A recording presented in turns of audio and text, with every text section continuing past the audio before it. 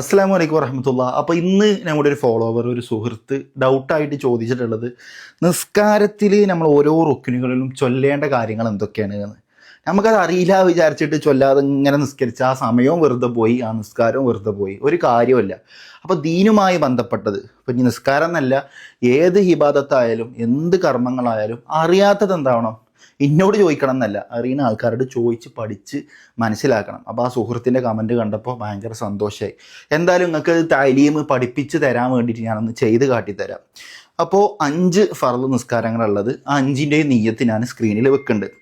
ഈ 5 നീയത്തുകളും 5 നിസ്കാരങ്ങളുടെ നീയത്തുകളും നിങ്ങൾ ഒറ്റയ്ക്ക് നിസ്കരിക്കുമ്പോഴുള്ള നീയത്താണ്.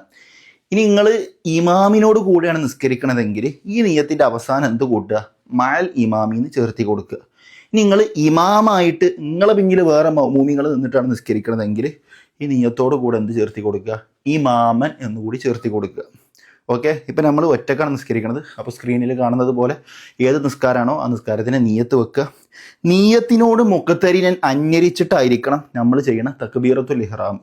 അപ്പോൾ നീയത്ത് വെച്ചു, അല്ലാഹു അക്ബർ.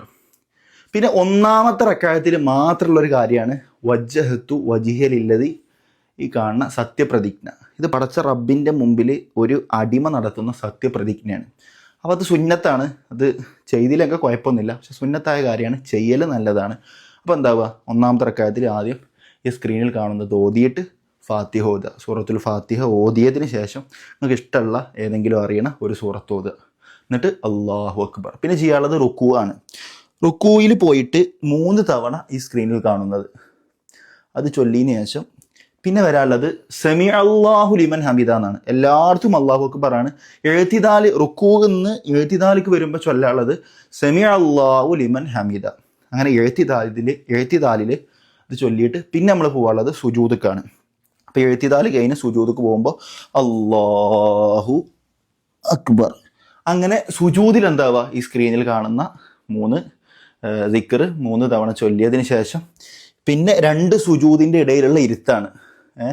അപ്പോൾ സുജൂദിൽ നിന്ന് എവിടേക്ക് വരിക, ആ ഇരുത്തത്തിലേക്ക് വരിക, എന്നിട്ട് ഈ സ്ക്രീനിൽ കാണുന്ന ഈ ദിക്ർ ചൊല്ലിയതിന് ശേഷം വീണ്ടും സുജൂദിലേക്ക് അല്ലാഹു അക്ബർ. പിന്നെ രണ്ടാമത്തെ റക്അത്തിലേക്ക് എഴുന്നേൽക്കുമ്പോൾ ചെറിയൊരു ഇരുത്തം ഇരുന്നിട്ട് വേണം ഇവിടേക്ക്, നേരെ നീച്ച് പോരരുത്, ചെറിയൊരു ഇരുത്തം ഇരുന്നതിന് ശേഷം എന്താവുക, രണ്ടാമത്തെ റക്അത്തിലേക്ക് പോരുക. ഇങ്ങനെയാണ് ഓരോ റക്അത്തിലും ചെയ്യേണ്ടത്. പിന്നെ 4 നിസ്കാരങ്ങളിലും ഇല്ലാത്തൊരു കാര്യം പിന്നെ സുബഹിക്കാനുള്ളത്. സുബഹിയുടെ രണ്ടാമത്തെ റക്അത്തിൽ എഴുത്തിദാല് കഴിഞ്ഞതിന് ശേഷം കുനൂത്ത് ഓതണം. ഈ സ്ക്രീനിൽ കാണുന്നതാണ് കുനൂത്ത്. പിന്നെ 4 റക്അത്തുള്ള നിസ്കാരങ്ങളിൽ രണ്ടാമത്തെ റക്അത്തിൽ 2 സുജൂദ് കഴിഞ്ഞതിന് ശേഷം തശഹൂദ് ഉണ്ട്. ആ തശഹൂദിൽ നിങ്ങൾ ചൊല്ലേണ്ടത് ഈ സ്ക്രീനിൽ കാണുന്നതാണ്. പിന്നെ ചെയ്യേണ്ട തശഹൂദ് 4ാമത്തെ റക്അത്തിലാണ്. അപ്പോൾ 4ാമത്തെ റക്അത്തിൽ തശഹൂദ് ഓതിയതിന് ശേഷം, അതായത് അത്തഹിയാത്ത് ഓതിയതിന് ശേഷം നബി തങ്ങളുടെ പേരിലുള്ള സ്വലാത്ത് നിർബന്ധമായ കാര്യമാണ്. സ്വലാത്ത് ഞാൻ സ്ക്രീനിൽ കാണിക്കുന്നുണ്ട്. സ്വലാത്ത് കഴിഞ്ഞതിന് ശേഷം പിന്നെ ഒരു ചെറിയൊരു പ്രാർത്ഥനയും ഉണ്ടാവും, അതും ഞാൻ സ്ക്രീനിൽ കൊടുക്കുന്നുണ്ട്. സലാം വീട്ടലും നിർബന്ധമായ കാര്യമാണ്, റുക്കനാണ്. പിന്നെ 1ാമത്തെ സലാം മാത്രമേ എന്തുള്ളൂ, നിർബന്ധമുള്ളൂ, അസ്സലാമു അലൈക്കും വറഹ്മത്തുള്ളാഹി വബറകാതുഹു. 2ാമത്തെ സലാം എന്നിട്ടുള്ളത് സുന്നത്താണ്. അപ്പൊ 1ാമത്തേത് കഴിഞ്ഞാൽ തന്നെ നിസ്കാരം കഴിഞ്ഞു. ഇപ്പൊ 2ാമത്തെ ഇതിലേക്ക് സലാം വീട്ടിന് മുമ്പ് ഒരാൾ വുളൂഹ് പറഞ്ഞാലും ആ നിസ്കാരം ശരിയായി എന്നാണ്. കാരണം 2ാമത്തെ സലാം എന്താണ്, സുന്നത്താണ് എന്നുള്ളതാണ്. അപ്പോൾ ഇങ്ങനെയാണ് നിസ്കാരത്തിന്റെ ഓരോ റക്അത്തിലും ചെയ്യേണ്ട റുക്കുനുകളും അതിൽ ചൊല്ലേണ്ട കാര്യങ്ങളും. പിന്നെ ളുഹ്ർ, അസ്ർ, ഇശാഹ് 4 റക്അത്ത് വീതമാണ്. സുബ്ഹ് 2 റക്അത്ത്, പിന്നെ മഗ്രിബ് 3 റക്അത്താണ്. അപ്പോൾ ഇതാണ് നിസ്കാരത്തിൽ ചെയ്യേണ്ട കാര്യങ്ങൾ. എന്തായാലും ആരെങ്കിലും അറിയാത്ത ആരെങ്കിലൊക്കെ ഉണ്ടെങ്കിൽ അതിലേക്കൊക്കെ വീഡിയോ ഷെയർ ചെയ്ത് കൊടുക്കുക, എല്ലാവർക്കും ഉപകാരപ്രദമാവട്ടെ. നമ്മൾ ചെയ്യണ എല്ലാ ഇബാദത്തും പടച്ച റബ്ബ് സ്വീകരിക്കട്ടെ. ഇൻഷാ അല്ലാഹ്. അസ്സലാമു അലൈക്കും.